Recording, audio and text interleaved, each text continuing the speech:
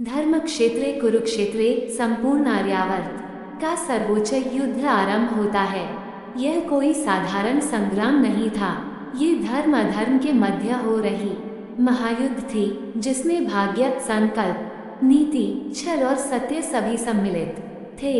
18 अक्षौहिणी सेनाएं 11 कौरवों की 7 पांडवों की इस महासंग्राम में प्रविष्ट हुई और 18 दिवसों में समस्त पृथ्वी को रक्त सिक्त कर दिया। प्रथम दिन गीता उपदेश एवं युद्धारंभ। प्रथम दिवस प्रातःकाल, जब सूर्यदेव ने किरणें बिखेरी, कुरुक्षेत्र में दोनों सेनाएं आमने सामने आ खड़ी हुई। भीष्म पितामह कौरवों के सेनापति नियुक्त हुए।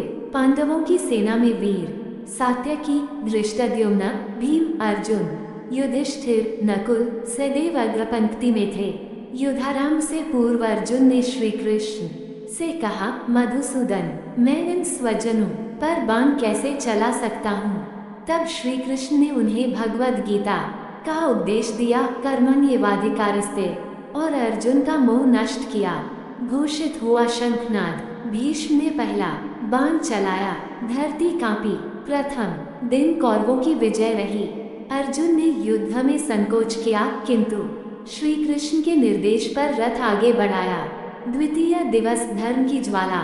दूसरे दिन युधिष्ठिर शस्त्र लेकर रणभूमि में उतरे। अर्जुन ने गांडीव उठाया और सैकड़ों कौरव सैनिकों को पराजित किया। भीमसेन ने दुर्जनों को धराशायी किया। इस दिन पांडवों ने अपनी शक्ति का परिचय देना आरंभ किया। तृतीय दिवस शौर्य का प्रकटन। तीसरे दिन कौरव पक्ष से भीष्म, द्रोण, कृपाचार्य, भूरिश्रवा आदि ने मिलकर पांडव सेना पर विकट आक्रमण किया। अर्जुन और सात्यकी ने घनघोर युद्ध किया। पांडवों की सेना धीरे धीरे बढ़त प्राप्त करने लगी। चतुर्थ दिवस महागदा युद्ध। भीमसेन ने दुर्योधन के भाइयों को लक्ष्य किया। इस दिन भीम ने कई कौरवों का वध किया। रथों की रार, गजों की चिंगाड़, अश्वों की हिनहिनाहट से कुरुक्षेत्र एक भयानक रूप धारण कर चुका था। पंचम दिवस प्रतिशोध की अग्नि। पांचवें दिन कौरवों ने अनेक कपटयुक्त युक्तियों से पांडवों को भ्रमित करने का प्रयास किया, किंतु श्री कृष्ण की प्रेरणा से अर्जुन ने उन्हें पुनः संभाला। द्रुपद, विराट, शिखंडी, घटोत्कच ने भी अद्भुत पराक्रम दिखाया। छठा दिन रक्तपात की सीमा। छठे दिन सेनाएं विकराल रूप ले चुकी थी। दोनों ओर से सहस्त्रों योद्धा मारे गए। युद्ध नीति के नियमों की सीमाएं टूटने लगी। धर्म और अधर्म में अंतर क्षीण होता गया। सप्तम दिवस आक्रोश की लहर। सप्तवें दिन अश्वत्थामा ने युद्ध में भीषण रक्तपात किया। अर्जुन और भीष्म के मध्य अत्यंत तीव्र युद्ध हुआ। युधिष्ठिर ने इस दिन कुशलता से सेना का संचालन किया। अष्टम दिवस वीरता का उदय। भीमसेन ने अनेक महाबलियों को युद्ध भूमि में पछाड़ा। कौरवों की सेना विचलित हो चली थी। विराट और सात्यकी ने दुःशासन को पराजित किया, परंतु भीष्म अब भी अजेय थे। नवम दिवस अविजय भीष्म। भीष्म पितामह ने अपने रथ से काल जैसा रूप धारण कर लिया। उनके बाणों की वर्षा से पांडव सेना त्रस्त हो गई। श्री कृष्ण ने अर्जुन को आदेश दिया, अब समय आ गया है। फिर भी अर्जुन दुविधा में रहे। दशम दिवस भीष्म का शरशय्यागमन। अर्जुन ने शिखंडी को रथ के आगे खड़ा किया। भीष्म ने शिखंडी पर अस्त्र नहीं चलाया।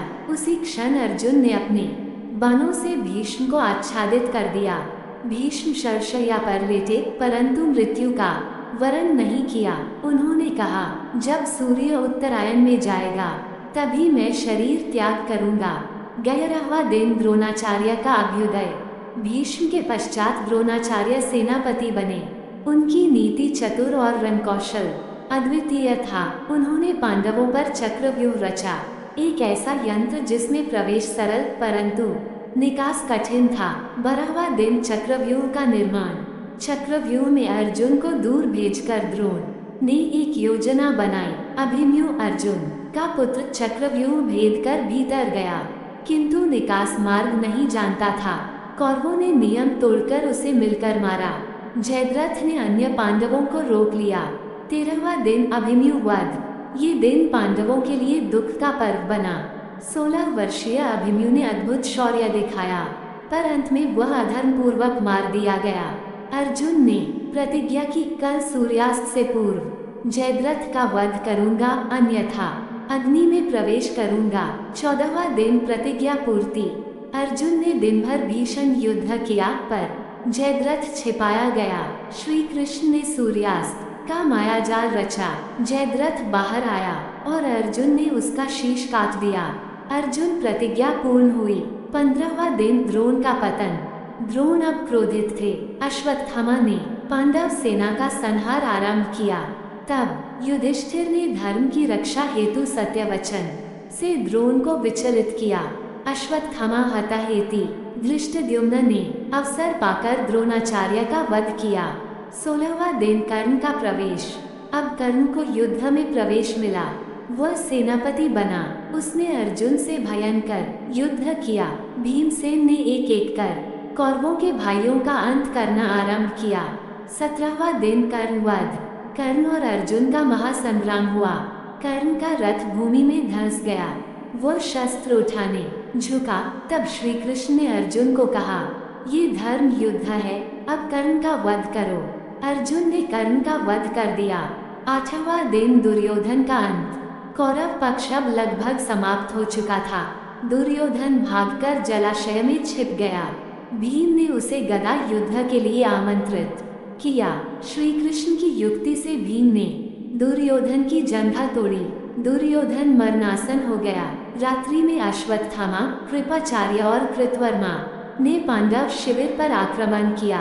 5 उपपांडवों द्रौपदी के पुत्रों का वध कर दिया।